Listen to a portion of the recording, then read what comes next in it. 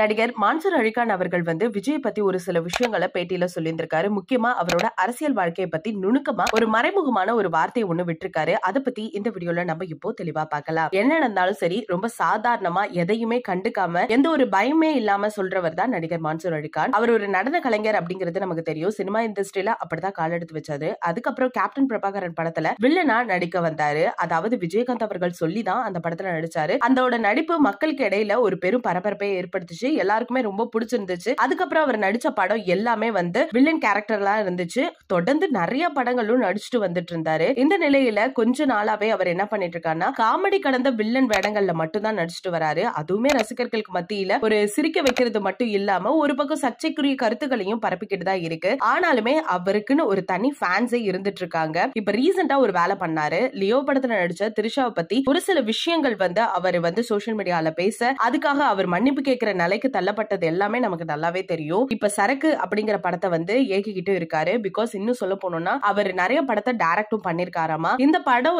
சரியா போகல அப்படிங்கிறது இவருக்கு கொஞ்சம் வருத்தம் அளிச்சிட்டு இருந்தாலும் ஒரு பக்கம் அரசியல்ல அவர் நாட்டை செலுத்திட்டு இருக்காரு. ஆல்ரெடி மான்சூர் அலிகான் அரசியல்ல ஒரு கட்சி ஒண்ணு ஆரம்பிச்சாரு, தேசிய புலிகள் அப்படின்னு சொல்லிட்டு. அதுக்கப்புறம் அதோட பேரை மாத்தி ஜனநாயக புலிகள் அப்படின்னு கொண்டு போயிட்டு இருந்தாரு. இந்த நிலையில ரீசெண்டா செய்தியாளர்களை சந்திச்ச பேசிய மான்சூர் அலிகான் என்ன சொல்லியிருக்காருன்னா, தமிழர்கள் எங்க போனாலுமே அடிக்கிறாங்க. தமிழக மீனவர்கள் கடல்ல 3 நாளா மிதந்துட்டு இருக்காங்க. ஆனா இந்த இந்திய விமானம் போய் அவங்கள காப்பாத்தவே இல்ல. தமிழர்களை யாருமே கண்டுக்கிறதும் இல்ல. அதனாலதான் தேசிய அளவுல தமிழர்கள் கவனம் பெறணும் அப்படிங்கறதுக்காகவே இந்த பேரை வச்ச இந்திய ஜனநாயக புலிகள் அப்படின்னு சொல்லி என் பேரையும் மாத்தின. இப்போ வர 24ஆம் தேதி சென்னை பல்லாவரத்துல ஒரு மாநாடு ஒண்ணு நடத்த போறேன். அதுல நிறைய பேசுறதுக்கு இருக்கேன் அப்படின்னு சொல்லியிருந்திருக்காரு. அப்போ ஒருத்தர் மட்டும் விஜய் அரசியல் கட்சி துவங்கி இருக்காரு, அவரோட இணையறதுக்கு வாய்ப்பு இருக்கா அப்படின்னு கேட்கும் பொழுது அந்த கேள்விக்கு நாசுக்கா ஒரு பதில் சொல்லியிருந்திருக்காரு. என்ன சொன்னா, முதல்ல கல்யாணம் நடக்கட்டும், அப்புறம் முதலர்வு பத்தி பேசலாம் அப்படின்னு சொல்லிட்டு போயிட்டாராமா. எந்த அர்த்தத்துல சொன்னாரு அப்படிங்கிறது இப்ப வரைக்கும் யாருக்குமே புரியல. ஆனா இவர் சொன்னதுல ஒரு விஷயம் மட்டும் புரிஞ்சுச்சு. அதாவது விஜய் அவர்கள் இப்பதான் ஸ்டார்ட் அப்ல இருக்காரு,